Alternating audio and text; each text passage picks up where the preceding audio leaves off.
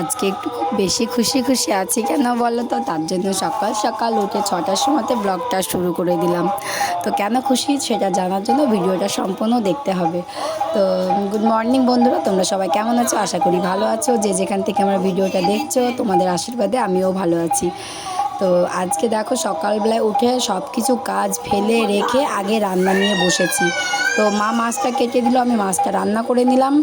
তারপর তোমার কি করব বলো তো, তারপর আমি একটু যাব আমার বাপের বাড়ি। শুধু দুদিনের জন্য যাচ্ছি, মানে আজ রবিবার আজকে যাচ্ছি, আর কালকে দিনটা থেকে মঙ্গলবারের দিন আবার বাড়ি চলে আসবো। তো ওই জন্য রান্নাটাও করে ফেললাম।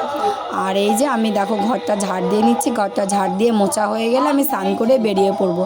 কিন্তু বাইরের দিকে বলো তো কি খুব বৃষ্টি হয়তো হবে, তার জন্য আমি ভিডিওটা তোমাদের সম্পূর্ণ দেখাতে পারবো না। তো চলো ভিডিওটা এখানে শেষ করছি। টাটা বাই বাই, ততক্ষণ সবাই সুস্থ থাকো, ভালো থাকো।